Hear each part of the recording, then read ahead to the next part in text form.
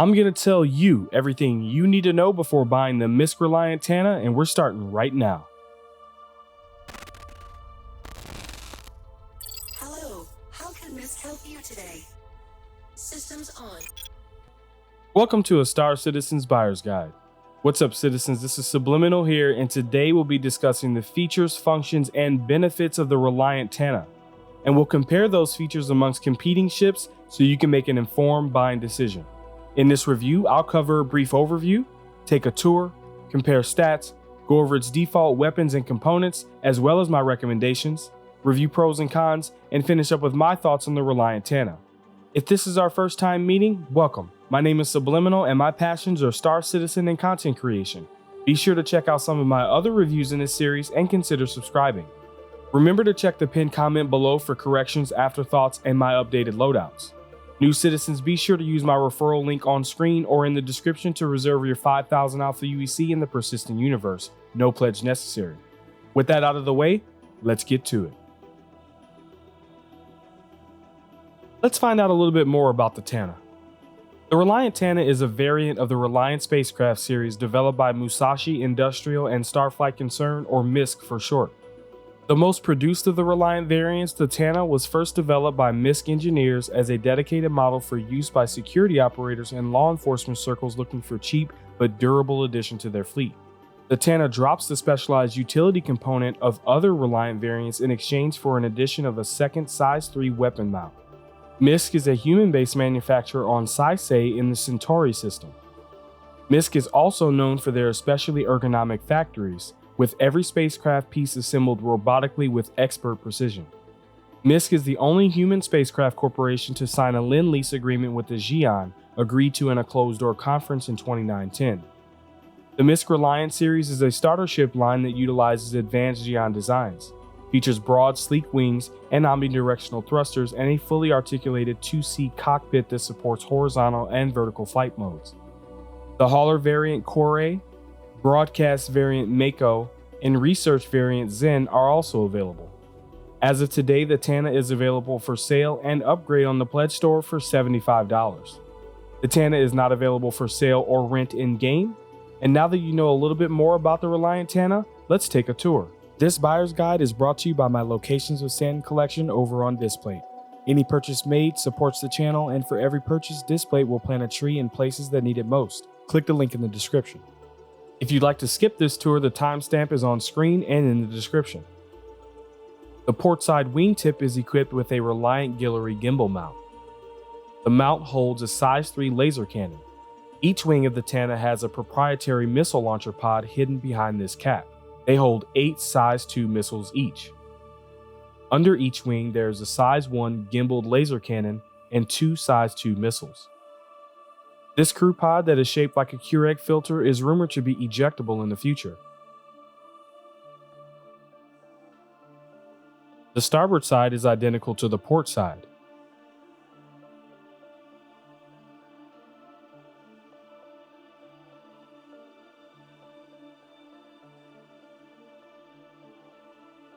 This game is beautiful.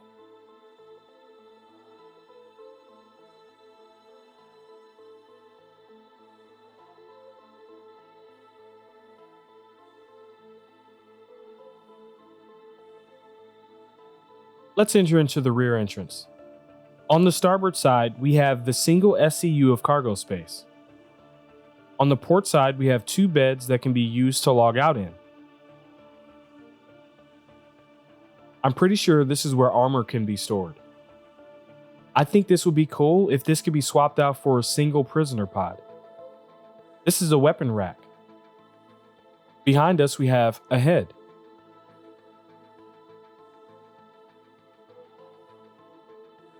Heading towards the flight deck, we have access to components.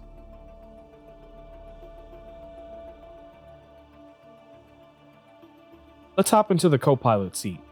It features a fully functional MFD. At the time of this recording, I'm unable to access the turret from the co-pilot seat. However, I think this is a bug because I don't have this issue on the Kore. Now for the pilot seat. It looks like the HUD has not been updated to the new building blocks UI just yet. Here we have 6 MFDs and a radar. The Tana has 3 flight modes: landing gear down, horizontal, and vertical flight modes. Now that we've taken a tour, let's see how it compares to other ships you might be considering. For comparison, I have selected 10 ships that are competitors or variants of the Reliant Tana.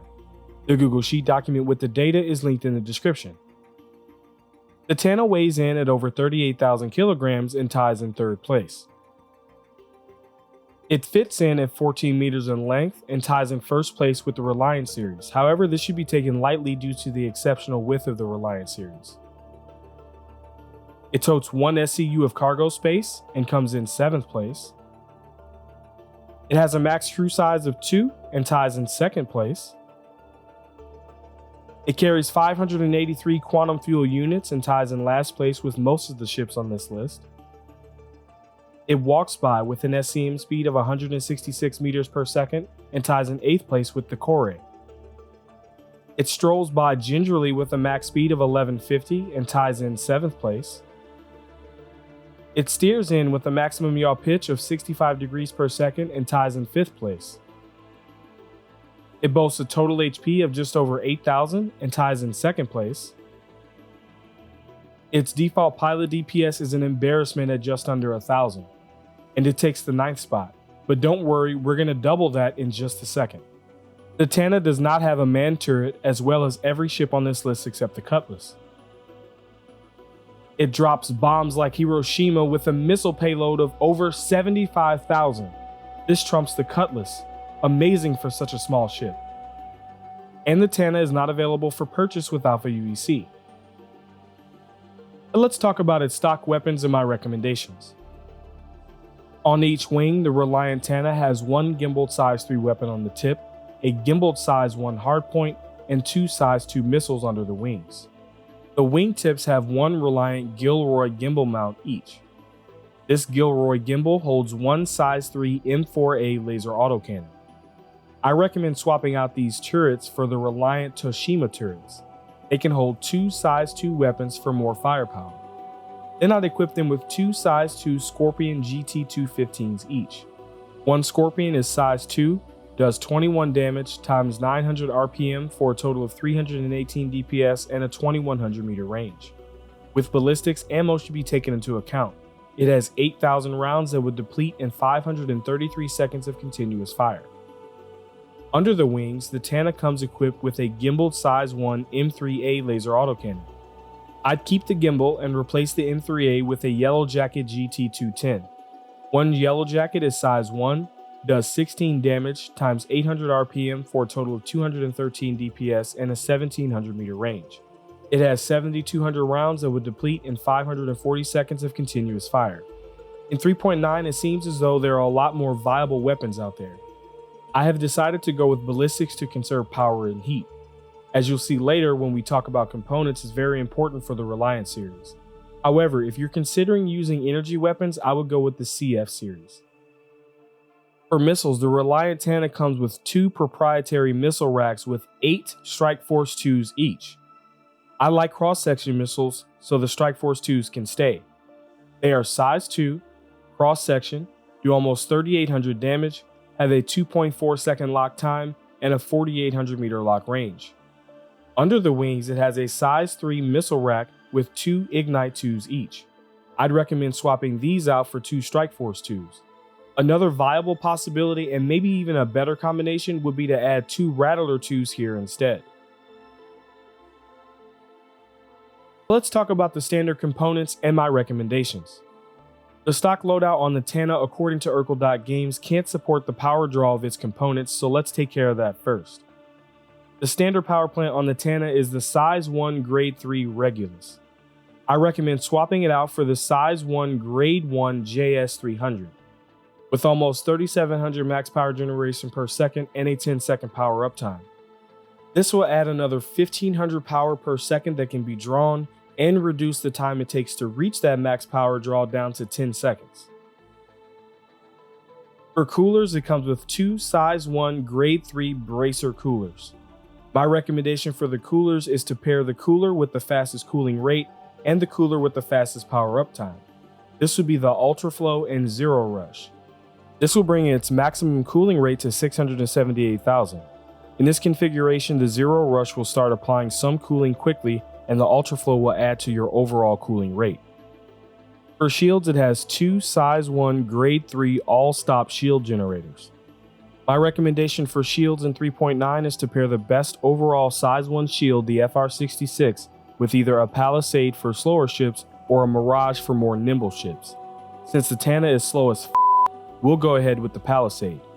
This way, the FR66 can start adding to the shield pool quickly while the Palisade takes its time.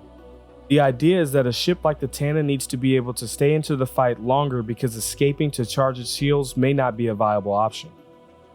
And lastly, the QT drive it comes with is the size 1 grade 3 beacon. This drive isn't even capable of going from Port Olisar to Hurston, so I would swap it out for the Voyage. It's size 1, grade 2, has 158 megameter per second quantum speed, a 5.1 second spool up, and a 10-second cooldown time.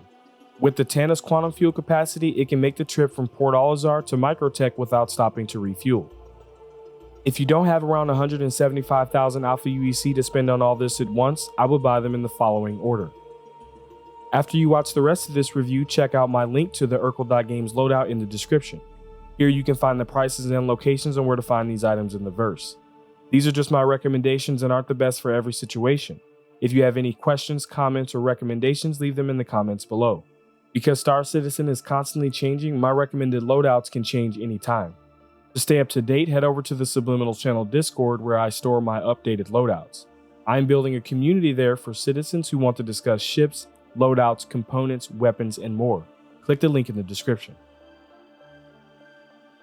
Alright, let's weigh some of the pros and cons. It has plenty of room, enough to fit mission boxes and players. Assuming that right now I'm experiencing a bug, it has a co-pilot seat with turret access.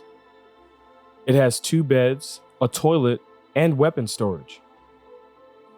Due to the recent buff in 3.9, it has a lot of hull HP, so it can sustain damage for a long period of time. Out of all the flyable ships in Star Citizen, the Tana is ranked 10 in missile payload. This is a light fighter, and it's actually a missile boat. Its potential damage output with 4 gimbaled size 2 and 2 gimbaled size 1 hardpoints is devastating to the opposition. I would say its cons are, it's ridiculously slower than the competition. For perspective, it's barely faster than a Cutlass Black. This isn't the end of the world, but its default DPS is almost embarrassing. Its starter ship brother has much more DPS right out of the box, so upgrading to the Tsushima turrets is a requirement. While we're on the subject of default components, coming stock with a power plant that isn't sufficient enough to power it is just weird. Its size is another issue. Unless you are facing your enemy, your cross-section is massive. Don't get caught from the side. One particularly annoying issue with the Reliant series is that if the ship is in vertical flight mode or even just has its landing gear down, you can't exit your seat to walk around the cabin. To add insult to injury, when quantum jumping, the ship defaults to the vertical flight mode. When component degradation comes in, I would like to be able to have me or my co-pilot fix components during the 3 to 6 minute quantum jump times. Alright, so SubliminaL, what are your thoughts? I don't want to like this ship. It's been useless for the last year. It's ugly, it's slow, and at certain angles, it's literally the broadside of the barn. However, this update makes size 1 gimbals available to purchase, almost doubles its DPS capabilities, and actually doubles its HP since I've last reviewed it. The Tana is a brawler, and if played to its strengths, it can bring devastation to the battlefield. We're talking 4 size 2s and 2 size 1s all gimbaled, and its missile payload is unmatched in its class. The next light fighter with good missile payload is the 325A, and it has nearly half the payload. I would now rank the Tana in the top 5, maybe even top 3 sub $100 light fighter ships. I just don't think it can compete with the Gladius or the 325A. So for that reason, I won't be adding the Tana to my fleet, mainly because it doesn't fit my playstyle. However, the next time one is headed my way, I won't be smiling, and neither will you. Those are my thoughts. Let me hear yours down in the comments. If you're a new citizen or even considering becoming a citizen, use the referral code on screen and in the description to reserve your 5,000 Alpha UEC in the persistent universe. If you've enjoyed this review, check out more of my content. If you'd like, there are 6 ways to support the channel. Number 1, you can smash that like button. Number 2, you can share this content with someone who may enjoy it. Number 3, you can check out my Locations of Stanton collection over on Displate. Number 4, you can subscribe and turn on notifications by clicking the circle here. Number 5, you can become a channel member by clicking the join button below. And number 6, if you're feeling generous, consider becoming a patron. Some of the pledge perks can be seen here, including desktop versions of my Locations of Stanton collection available to all patrons. If not, your viewership is greatly appreciated. Until next time, citizens, I'll see you in the verse.